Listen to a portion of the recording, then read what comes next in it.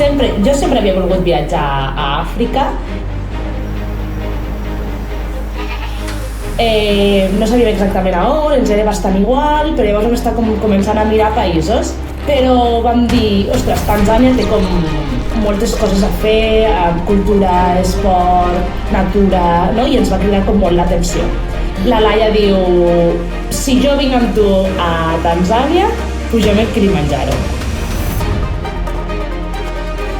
I jo li vaig dir, estem boges, però fem-ho.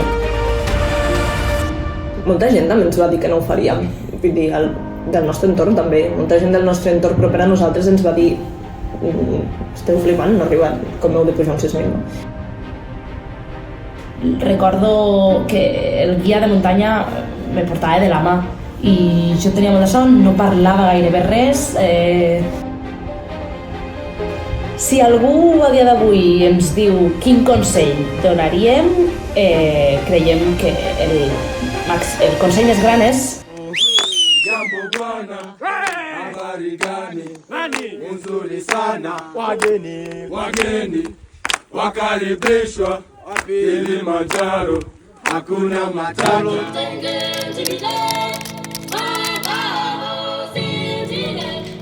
Doncs perquè jo sempre havia volgut viatjar a Àfrica i arriba un moment que la Laia i jo coincidim que la vida, no, ens porta a viure coses molt intenses, diguéssim, i planifiquem fer un viatge gran. I llavors jo li dic, ostres, a mi m'agradaria molt viatjar a l'Àfrica. No sabíem exactament a on, ens era bastant igual, però llavors vam estar començant a mirar països i dubtàvem entre Uganda, Botswana, Tanzània, però vam dir, ostres, Tanzània té com moltes coses a fer, cultura, esport, natura, no? I ens va cridar com molt l'atenció. Llavors, quan ja teníem Tanzània decidit, que tampoc ens va costar gaire, la Laia diu, si jo vinc amb tu a Tanzània, pugem el Kilimanjaro. I jo li vaig dir, estem boges, però fem-ho. Sí, i això va ser el que ens va acompanyar una mica durant aquell any que estàvem passant, un any on estàvem acabant les oposicions, va ser una mica la nostra motivació per superar-ho.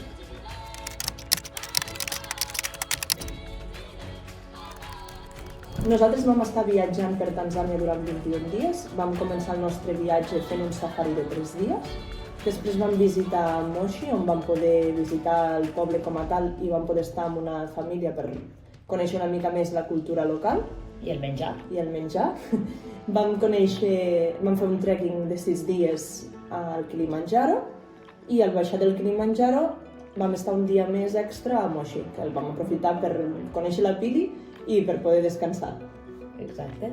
I llavors després vam agafar un conductor amb cotxe que ens va portar fins a les muntanyes d'Usambara.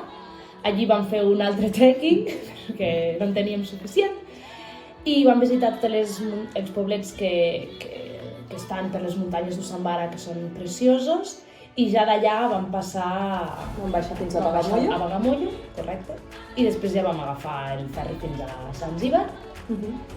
I allí vam estar 3 dies a Zanzíbar fent activitats d'snorkel i descansant, que ja ens tocava, i vam acabar visitant Stone Town. Exacte.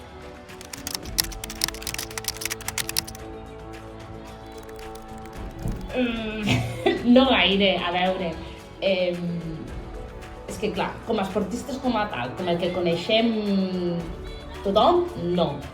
Ara, sí que ens agrada fer trekkings per la muntanya, ens agrada fer pàdel, per exemple, també, ens agrada fer una mica de cardio, és a dir, no som persones sedentàries, això és veritat.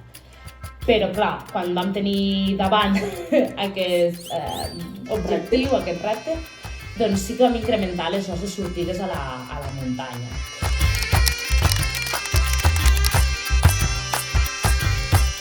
Sí que és veritat que la zona on vivim nosaltres, el cim més alt són uns 3.000 metres d'altitud. Llavors sí que vam incrementar les pujades a cims de 3.000.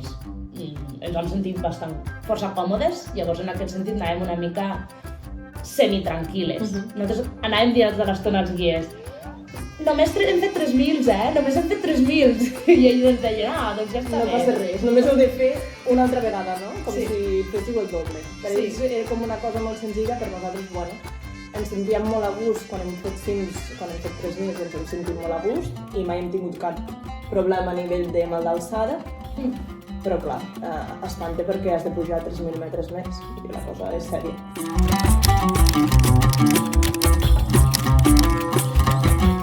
Sí. Però bé, molt bé. Sí que és veritat que buscant informació, no? Sobretot, bueno, per nosaltres era un repte que el fèiem una mica des de la innocència, però sent conscients del gran hàndicap, no? Que és el mal d'alçada. I sí que vam estar informant-nos molt de com ens podíem preparar davant del mal d'alçada a nivell físic, no? I tot i que no vam incrementar molt l'exercici per treballar la forma física, sí que ho vam fer per treballar el cardio i la nostra capacitat pulmonar. Sí. Llavors el que vam fer va ser això i a l'estiu uns mesos abans... I més abans o així. Sí.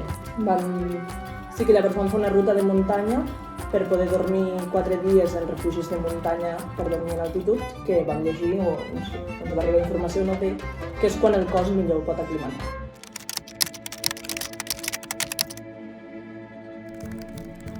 En totes les rutes hi ha 2 camins, un camí una mica més llarg i que per tant l'ascensió és més gradual, que és el que fan les persones que volen pujar al cim juntament amb els guies de muntanya, i després hi ha un altre camí paral·lel que intuïm, no? Pel que vam poder saber, no ho sabem del cert, però pel que vam poder intuir és un camí que va molt més directe, que és el que puja el cuiner i els porters.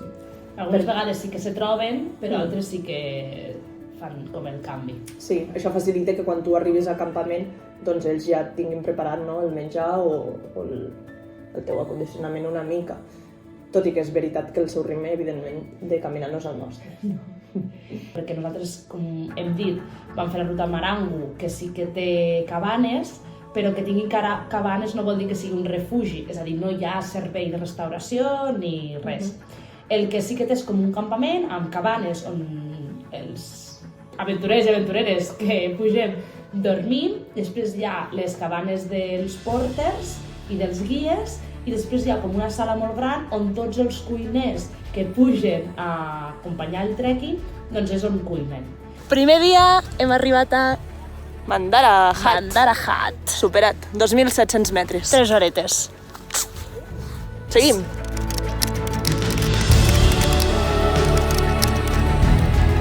L'entrada al parc com a tal no es pot fer de manera lliure. Encara que hi vagis, ja sigui a passar un dia, a fer un trekking d'un dia o bé a fer una ruta per acabar pujant al cim, no és una entrada lliure, sempre has d'anar acompanyat d'un guia de muntanya. En el nostre cas anàvem acompanyades d'un guia de muntanya i d'un assistent de guia, que eren les 2 persones que feien amb nosaltres tot el trajecte dia a dia durant la ruta. I llavors després hi havia els altres 4 porters que el que feien era acompanyar aquesta ruta portant menjar, la seva pròpia motxilla, perquè tot això recordem que ells també porten la seva pròpia motxilla individual i ja està. I un d'ells sí que és veritat que a més feia la funció de cambrer, que li diuen, que és la persona que del lloc on cuinen fins a la zona on mengem nosaltres, doncs és el que t'ho va portant, el que et desperta al matí amb una mica de te, tot això. I res, és que són molt importants les persones que t'acompanyen.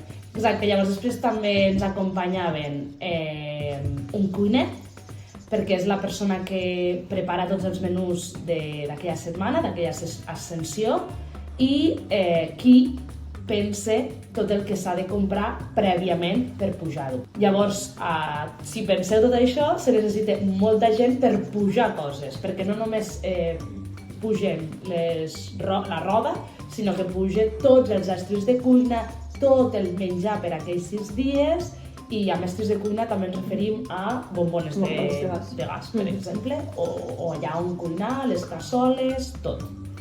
Llavors, ja portem 3 persones, i juntament amb aquestes 3 persones vam pujar nosaltres 5 porters.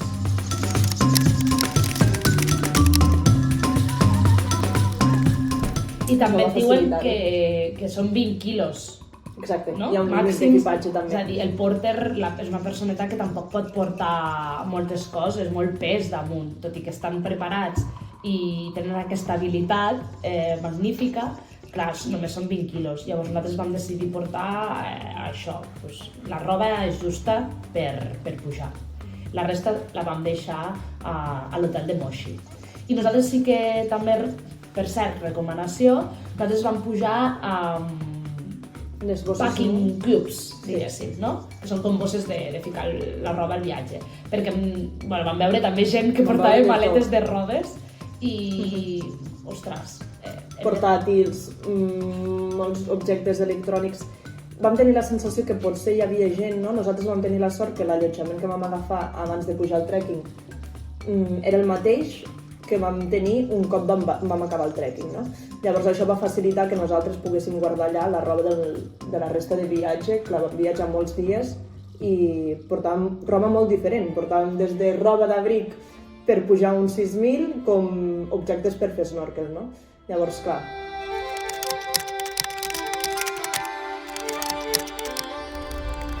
Som com una família dins d'aquells 6 dies, o sigui, nosaltres teníem la sort que viatjàvem juntes, hi havia gent que ho feia sola, però és que a més vam tenir la sort de viatjar amb aquestes 8 persones, no? sí, i nosaltres volem destacar doncs, que moltes vegades es veu com a referent els guies de muntanya perquè són els que t'acompanyen durant tot el trekking en cada trajecte i evidentment són molt importants. Perquè, vull dir, a més t'estan acompanyant psicològicament, saben perfectament, d'una ullada ja saben com et mous en la muntanya, si podràs pujar, si no, què necessitaràs, què no... Estan superpreparats i és una tranquil·litat per a tu i per la gent que deixes al teu país, saber que vas ben acompanyada. Sí, però des d'aquí volem sobretot agrair la feina dels porters, no? Perquè sense ells, evidentment, sense tot l'equip en general, hagués estat impossible arribar-hi. Perquè són els que t'alimenten cada dia, són els que et fan una mica de recolzament també, i això ho vam viure el moment que vam baixar del cim, que de seguida ens van venir ells a buscar i... Sí, estàvem fent la baixada i de sobte veiem com 4 personetes que estan pujant i nosaltres diríem als nostres guies, no? Messi, Tomàs, qui són aquests? A aquesta hora fan el cim i diuen no, mireu bé. Llavors, quan vam arribar, eren els porters i el cuiner, ens vam abraçar, ens van portar suc, en aquell moment ens vam seure allí al mig, faltaven uns metres per arribar al campament, però, no sé, era com una victòria conjunta. Ells no havien pujat, perquè ja ho hem fet moltes vegades també, però vam gaudir molt d'aquest moment, perquè vam sentir que érem realment en aquells 6 dies una família.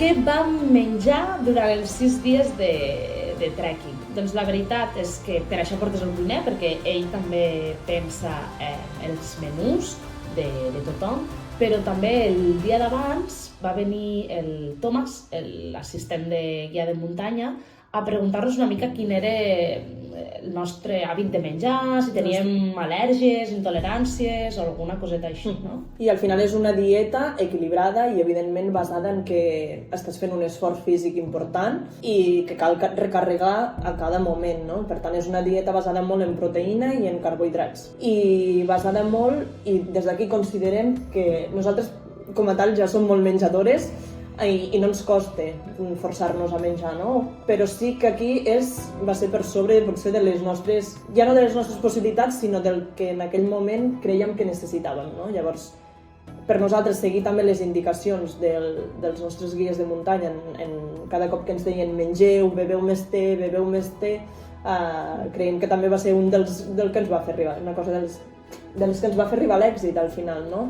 Ells ens deien constantment, hidrateu-vos, és molt important, ja no només per mantenir el cos hidratat, sinó per mantenir el cos en escalfor un cop ets a dalt del campament, no? I el teu cos està parat i a partir de 3.000 metres fa molt fred, encara que sigui agost, que va ser quan vam viatjar nosaltres. Sí, i dins dels menjars hi havia gairebé de tot, sobretot l'esmorzar era potser el més contundent, perquè era quan havies de posar tota la teva energia, fruita, ous, un porridge de Tanzània superbo, que a més te donava molta energia, no? I tot això. Després dinaves i quan arribàvem al campament sempre trobàvem com un petit snack, no? Que també t'ajudava com a relaxar-te, i al sopar sempre hi havia o caldo o purés, que també s'agraïa molt com alguna cosa calenteta i tranquil·la per beure molt. Recordem el nostre guia, el Messi, bevet, i...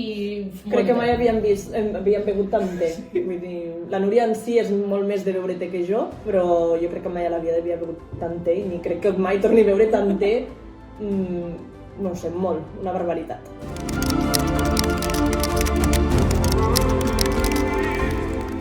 I un cop fets aquests 6 dies de trekking, sí que va arribar el moment de pensar, no? I de meditar, que és el que havia sigut com el millor i el pitjor d'aquesta experiència. Personalment, el pitjor va ser fer cim i baixar. Jo aquells 2 hores de baixada fins al campament tenia molta son. Recordo que el guia de muntanya me portava de la mà i jo tenia molta son, no parlava gairebé res, s'ho estaven fent tots entre ells 3. Jo només baixava, perquè és que tenia molta son i pensava que em portaven a rastres. Per mi va ser el pitjor, va ser això. Una mica cagades. Estem una mica cagades. Estem bé d'oxigen, estem bé de càmeres. Tenim son, ara és fred. Una miqueta, perquè portem 6 hores caminant. I mal de cap. Però ja arribarem. Ja ens hi veiem una miqueta. Ara és descansar, no pensar-hi, i demà amb el frontal cap amunt. Mirar cap al terra.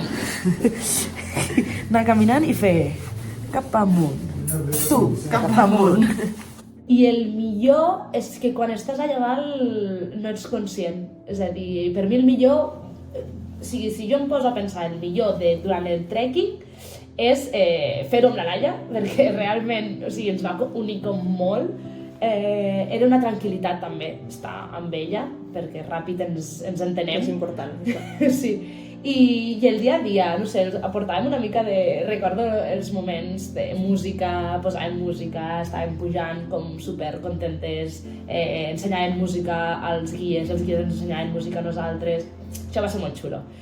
Però quan arribes a baix i la teva família i els teus amics, la gent que has anat informant te diuen ho has fet cim, llavors dius, uau, no és només fer cim, sinó haver pogut superar totes les traves, els entrebancs que t'anaves posant a tu mateixa i veure que el teu cos i sobretot la teva ment t'havia acompanyat i assolir aquest repte. La veritat. Sí, per mi una mica el mateix. És el saber-se capaç, és el xute d'energia entre una i l'altra, no? Sabíem que era un repte, el viatge com a tal, viatjar 21 dies juntes, que mai ho havíem fet, era un repte com a tal, però clar, al final viure una experiència on et posa tant al límit, sabíem que era un repte. O tornàvem amb una relació molt enfortida, o tornàvem sense ser amigues, no? Llavors, I hi havia 2 reptes, un repte comú, però sabies que al final el trekking del Kilimanjaro era un repte comú, però també un repte individual. Sí. I llavors també vam deixar com espais molt per cadascuna. I al final és el sentir-se vàlida, no? Molta gent també ens va dir que no ho faríem, vull dir, del nostre entorn també, molta gent del nostre entorn proper a nosaltres ens va dir esteu flipant, no arribar com heu de pujar uns 6.000. No? Llavors és el demostrar-te tu mateixa que ets capaç de fer-ho i el demostrar a la resta que ho pots fer. I potser en el meu cas el pitjor va ser que el dia de baixada a 12 quilòmetres o així per arribar a la porta de sortida vaig fer un mal gest, jo crec que fruit del cansament, perquè no va ser ni trepant ni res, va ser una trepitjada dolenta on em vaig fer un esguins de turmell. I per mi, jo recordo al final fer-me una segona torta, ells de seguida em van fer el massatge, els guies de muntanya, i em van dir no tens res trencat, i jo, d'acord, em torno a aixecar i camino, no? Però jo caminant li deia a la Núria, és que no em vull mirar el turmell perquè em noto que el tinc inflat, no? I jo sé que m'he fet un esguins. I vas caure una segona vegada? Vaig tornar a trepitjar malament i clar, la meva por va ser queden 8 quilòmetres per arribar a la porta de sortida, no et pots permetre una altra caiguda així perquè potser sí que després tens un trencament, no? Llavors, bueno, per mi el gran hàndicap va ser una mica això, que no canviaria per res, però va ser el cansament aquest que deia la Núria acumulat, on ella ja baixava sense poder dir res, no? Jo ja, bueno, la sort una mica de conèixer-nos i d'haver fet muntanya juntes també, que això també és un consell, anar amb algú amb qui ja hagis fet una experiència semblant, és que jo sé quan ens coneixem el punt de cadascuna, per tant jo ja sabia que la Núria estava en un punt on era millor deixar-li espai i no dir-li res, no? Llavors jo ho vaig notar de seguida i bueno, crec que amb això ens vam entendre superbé, igual que ella em va acompanyar després. Jo al final vaig baixar amb unes 15 que em va durar... Ens quedaven 10 dies de viatge i jo anava amb el turmell inflat i teníem un altre trekking preparat que al final el vam fer però el vam canviar, no? Potser no va ser la ruta que volíem. I crec que és important l'acompanyament que també va fer ella de no passa res, tens unes 20 però el nostre viatge continua, no? Però bueno, és un treball individual i de les dues també.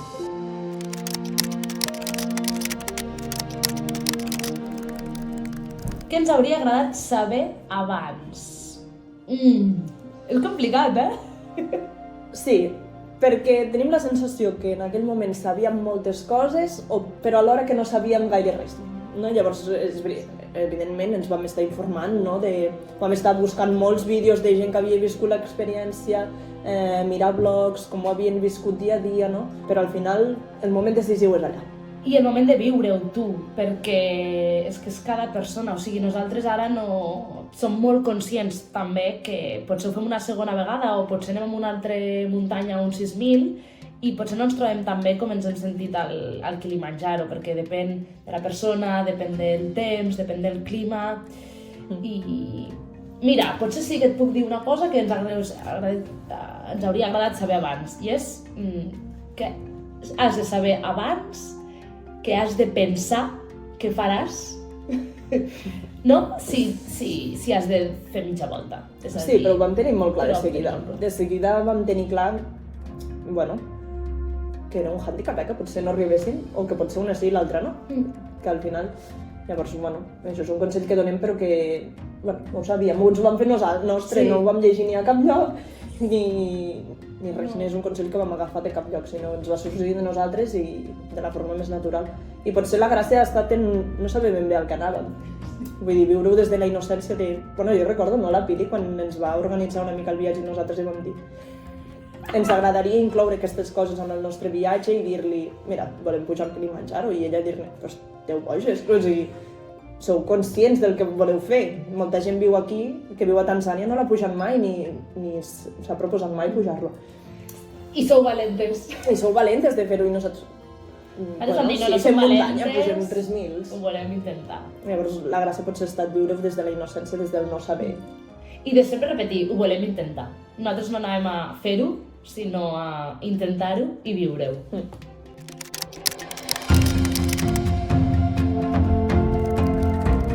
I l'últim consell que donem o que expliquem a nosaltres que creiem que és important és tota la part espiritual i de ment davant del repte de fer el trekking aquest. I després tornem a baixar, així que ens quedarem al Foro Embujat 2 dies i després ja sí que... Kibo està... No es veu, què és allò? Kibo és allò que veieu? Això d'aquí, que està una mica de neu. I mireu la resposta que tenen quan fas el kili i arriben aquí.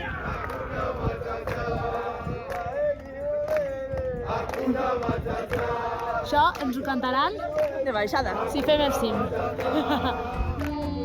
A pel dia 3! Sí, al final, com a tot repte que és físic però també mental, comporta una part molt important d'introspecció durant tots els dies, ja no només durant la ruta, on potser sí, en el nostre cas vam socialitzar potser més del que ens esperàvem, no? Del que ens esperàvem prèviament. Potser ens imaginàvem més on hi hauria moments en què caminaríem soles, no? I no compartiríem doncs, l'experiència i tal entre nosaltres, però no, va ser molt de conversar entre nosaltres, entre els guies. De fet, els guies ens insistien molt quan estaves en silenci, estàs bé? Estàs bé? Sí, estic bé, però estic gaudint de l'experiència, estic pensant en les meves coses, estic treballant això, no? Llavors sí que és un moment de molta introspecció i jo recordo que sí que com a moment espiritual, jo em recordo cada nit, bueno, una mica el síndrome d'impostora, de dir, hosti, de veritat, els meus temps de vacances, què faig aquí? És a dir, no? Hi ha gent molt preparada al meu voltant, vols dir que jo arribaré allà dalt, no? I jo recordo dir-m'ho cada nit al posar-me al sac de quines ganes de baixar, no sé què faig 6 dies aquí, no? Però mai compartir-ho amb la Núria, no? Jo crec que una mica la part espiritual, el que ens va fer enfortir això també i cuidar-nos l'un a l'altre va ser cadascuna tenir els seus sentiments també no de frustració, sinó de pensar en certs moments que no podries, però de mai compartir-la a l'altra per no intoxicar-la, no? En certa manera, per no dir, bueno, és una cosa meva, ja li compartiré quan acabem, no? I bueno, de fet ho vam fer, no? Jo li dic moltes vegades a Núria, és que tu no saps quantes vegades he pensat jo què faig aquí? Si és que, vull dir, podria estar a la platja tirada descansant o podria estar fent un altre trek en unes altres condicions, no? Llavors una mica va ser això. I després, bueno, haver tingut aquesta conversa prèvia de què farem si una pot pujar i l'altra no? Com afectarà això a la nostra amistat o com ens afectarà a nosaltres, perquè sí. Al final no ens enganyem, tothom té el repte de dir el veritable repte és arribar al cim. I dir ho he fet. Sí, i dir he pujat allà, no? Evidentment, viure l'experiència és brutal, però, clar, a més, sumar-hi que has fet cim, no? Doncs és un gran que llavors, bueno, haver tingut aquesta conversa prèvia i després la Núria, que és una crac, doncs va preparar jo recordo, no? Dins la nostra rutina, entre el moment del té i el moment de l'esmorzar, doncs escoltàvem unes afirmacions que la Núria havia descarregat a Spotify i les escoltàvem, diria que també abans d'anar a dormir. Llavors cada dia ens repetíem, no? El soc capaç, el puc fer-ho, soc suficientment forta per fer-ho, soc vàlida, i jo crec que també ens va ajudar a acompanyar-nos en això. Molt.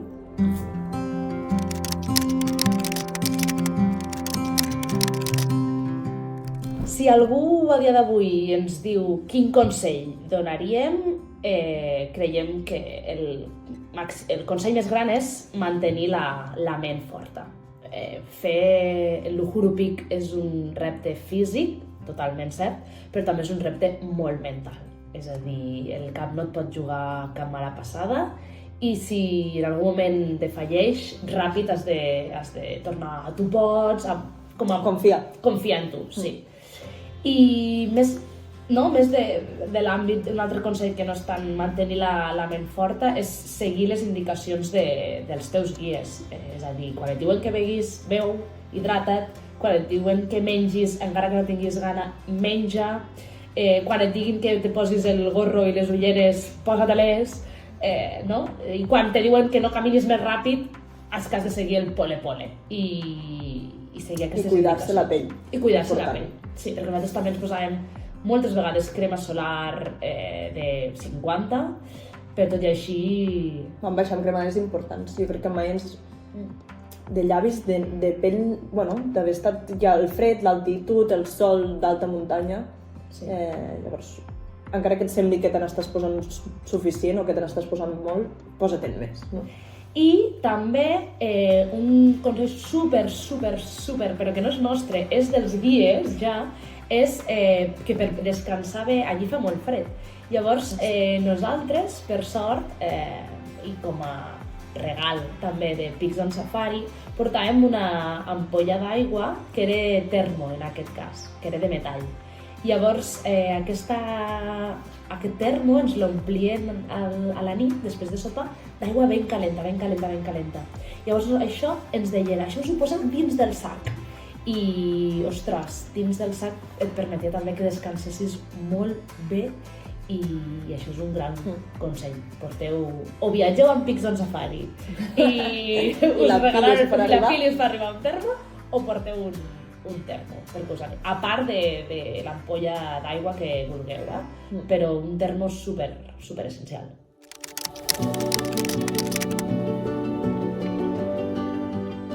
Bé, i només ens queda dir-vos que gaudiu de l'aventura, que nosaltres estem molt agraïdes, que moltíssimes gràcies a tota la gent que ho ha fet possible, que si decidiu fer-ho us acompanyeu de gent especialitzada i sobretot de gent com la Pili i l'equip de Peaks on Safari que va ser genial tenir-los al costat i compartint amb ells I també. fent-nos el feedback, no? Per nosaltres i crec que per la tranquil·litat al final una mica de les nostres famílies, que si nosaltres no érem conscients del que anàvem a fer, elles encara menys, no? Al final saben que anem a pujar uns 6.000, no saben al final les condicions del dia a dia ni com ens movem nosaltres a la muntanya. Llavors, tenir la Pili com a referent cada dia i fins i tot haver-la pogut veure presencialment i haver-la pogut conèixer, doncs crec que també ens va donar aquesta calma tant a nosaltres com als nostres, no? De dir, són molt lluny, estan molt lluny i estan vivint això i no ens poden donar senyal a cada moment, però allà hi ha algú que les acompanya, no? I que al final parlen la seva llengua i que si de veritat necessiten alguna cosa amb urgència estaran acompanyades i llavors va ser una tranquil·litat i sobretot el canvi de plans aquest de l'últim dia de ostres, hem de baixar un dia abans, doncs la resposta immediata de la Pili amb tot i l'acompanyament diari. Sí, així que a Santa Sana, Pics on Safari i tota la gent que ens va acompanyar.